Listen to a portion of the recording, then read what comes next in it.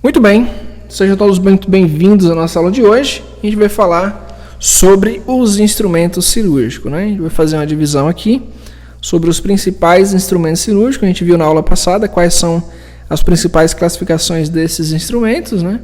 E hoje a gente vai dar continuidade, vamos dividir em duas partes. Hoje a gente fala um pouco, né, sobre esses instrumentos, alguns exemplos, e amanhã a gente vê na seguinte aula, né? A gente já vê os demais instrumentos, tá bom? É um tema bastante amplo e requer muita atenção, na verdade, no sentido de que vocês vão ver muitos detalhes, tá bom? Muito bem, quais são os tipos de instrumentos, né? Os principais tipos de instrumentos a gente tem o de diérese, hemostasia, pressão, separação, síntese e os especiais, né? A gente já viu as principais características de cada um, né? Tinha uma tabelinha, um quadro.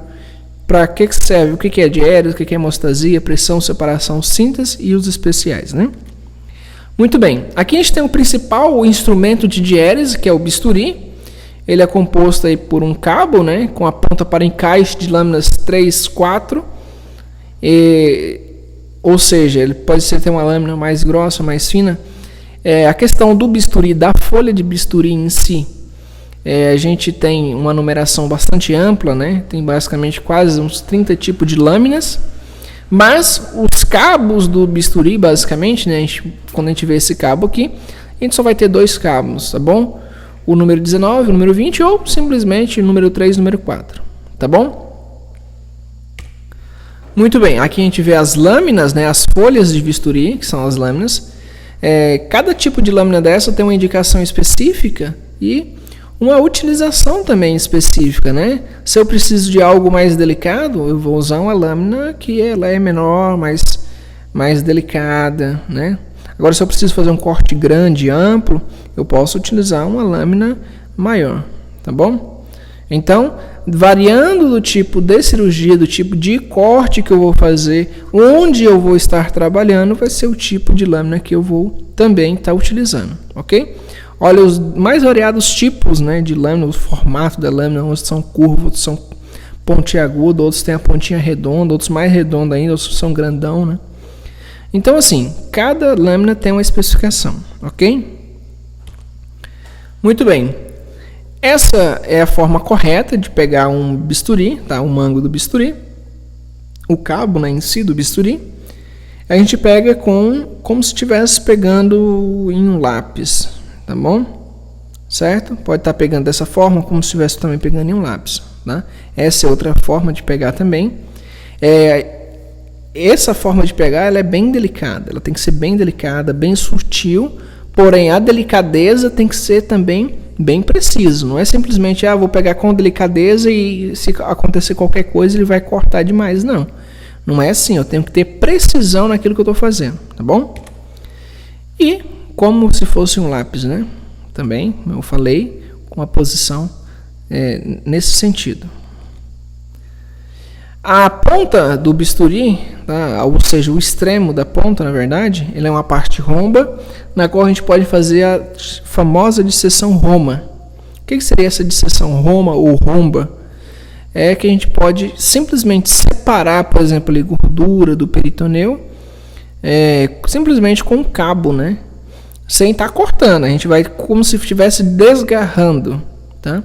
A mesma utilização a gente pode fazer simplesmente com o dedo, né? A gente vai ali cutucando com o dedo e vai afastando ali o que a gente quer, tá bom? Da mesma forma a gente pode fazer com o cabo do bisturi. Aqui a gente tem uma maneira correta de tirar e também de calçar a folha de bisturi no cabo, né? A gente vai utilizar um porta-agulha para fazer esse manuseio. A gente não vai colocar com a mão, a gente não utiliza, tá bom? Então, a gente vai fazer essa utilização aí com o bisturi, nessa posição, tá bom? Também a forma de entregar e a forma de receber é bastante interessante. Na aulas práticas que a gente tiver presencial, quando a gente retornarmos para o presencial, vamos ver como é esse manuseio, tá? A entrega do bisturi e a recepção do bisturi. Existe uma forma correta, tá? Para que ninguém se machuque, ok? E aqui a gente tem as tesouras, né? A tesoura, ela tem os mais variados tamanhos. A função dela principal é de hélice, né? Corte, disseção. Ela tem o anel, o ramo e as pontas. E também tem os mais variados tipos de tesoura, tá? Existe de corte, de seção, existe de tesouras que é para corte de materiais, por exemplo, cortar papel, abrir uma linha, abrir uma gases, cortar uma gases. Então a função é para corte de material. E tem a função também ali de a gente está utilizando para cortar tecidos, né? No caso, cortar músculo, cortar tendão, cortar as vísceras, tá bom? Então, tem tamanhos variados, formatos variáveis, tem retas, tem anguladas, né? Como a gente pode ver aqui embaixo, aqui parece um bico de pato. Existem as curtas, bem curtinhas, existem as bem longas também. Então, cada uma tem uma função específica, ok? E uma utilização específica também. Essa tesoura aqui, como vocês podem ver, ela é curva, tá? Olha a pontinha dela, é uma ponta mais curva. Ela é chamada de medicine ball, tá? Essa é a tesoura de medicine ball. A gente utiliza para fazer a disseção, tá? Cortar tecido mesmo. Essa é a tesoura de maio, tá? Existe a tesoura de maio reta e a tesoura de maio curva. Essa tesoura a gente utiliza somente para cortar material, tá bom? Ou tesoura de material ou tesoura de maio. A gente não corta, por exemplo, a gente não vai cortar tecido, a gente não vai cortar pele, não vai cortar intestino, a gente vai cortar papel, a gente vai cortar... preciso cortar um aço, por exemplo, a gente vai utilizar essa tesoura, tá bom? E as tesouras de cirurgias plásticas, né, elas são bem delicadas, tá bom? São bem delicadas mesmo, são bem leves. O formato dela também é bem diferente, tá bom? Imagina fazer uma cirurgia no olho, por exemplo, fazer uma cirurgia plástica no olho, na face. Então são tesouras mais delicadas, tá bom? E geralmente mais curta também. A forma correta, né, de manusear, sempre a gente vai utilizar o dedo, o polegar mais o quarto dedo, a gente nunca vai usar o terceiro dedo. E o dedo tá indicador sempre nessa posição que vocês estão vendo aí, ok? Claro, depois na sala de aula, no laboratório, a gente vai fazer o manejo desses instrumentos, tá bom? A forma correta de guardar também a tesoura, tá? Na hora que a gente não está utilizando, a gente guarda, porque a gente pode pegar uma pinça, um outro material com os dedos, né, e não ocupar completamente a mão completa, né? Então essa é a forma correta de utilizar a tesoura e também de guardar a tesoura, tá bom? A forma correta da gente fazer a guia, tá, da tesoura, a gente vai colocar o indicador ali na haste da tesoura e vai fazer como fio guia. A forma também de fazer disseção, né? A gente pode enfiar a agulha e simplesmente começar a abrir, tá bom? A gente pode utilizar a tesoura para abrir e não simplesmente cortar, ok? Ela vai fazer uma disseção roma. É como se a gente estivesse utilizando o dedo, mas nesse caso a gente está utilizando aí a tesoura, tá bom? Outra forma também de cortar, tá bom? Usando o indicador e o polegar, é a forma correta de segurar, a gente tem que estar utilizando aí. Esse manejo de instrumento é bastante interessante porque no nosso dia a dia a gente pode estar aprendendo a manusear da forma correta. Pode ser uma tesoura de cortar papel, uma tesoura escolar mesmo, mas quando a gente pegar essa tesoura, como se fosse uma pinça, uma tesoura, a gente vai simular como se fosse uma cirurgia. Então a gente acaba acostumando, né? Então aproveitem, façam isso em casa. Igual eu falei para vocês na aula de ontem, na passagem de lavar a mão, né? O fato de lavar a mão, lavem adequadamente, como se vocês fossem entrar na cirurgia. Quem estiver de fora assim vai estar estranhando. Nossa, que estranho você lavando a mão, né? Mas não é, vocês estão treinando, ok? Mesma forma a tesoura, tá bom? A forma de segurar a tesoura, a forma que, por exemplo, vocês vão segurar uma caneta, um lápis, faz de conta que é um bisturi, tá? Tenta fazer um risco num papel, faz um risco bem certinho, como se você estivesse cortando, né, uma pele, por exemplo. Muito bem, e claro, tem uma forma de entregar e uma forma de recebimento também, tá bom? Isso a gente vai ver nas aulas práticas. As pinças, né, tem anéis, cremalheiras e ramos, né? Pode ser reta, curva, serrilhada na extremidade e pode ser pressuras. Quais são os tipos mais comuns, né? A gente tem a Kelly, a Halster, a Rokesh, a Kocher, a Mister, a Moningham, a Crafton e a traumática também. Essa aqui é a pinça Kelly, é a mais comum que a gente utiliza.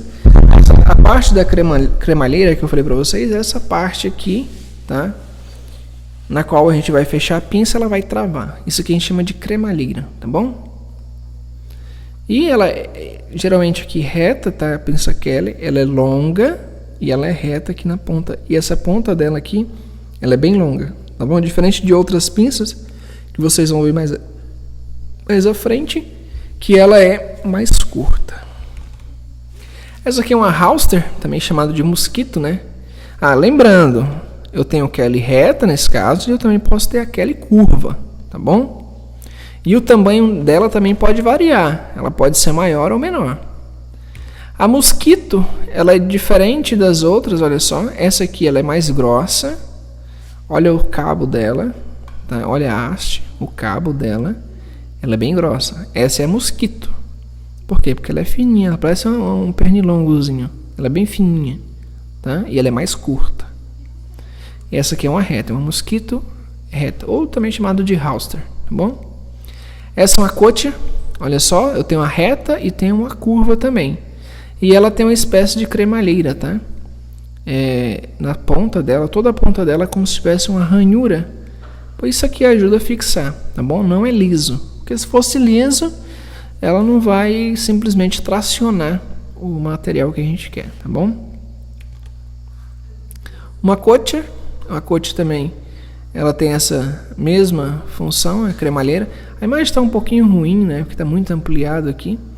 Mas na hora que vocês visualizarem uma Kocher, vocês vão ver que ela é bem diferente de uma Halster, tá bom?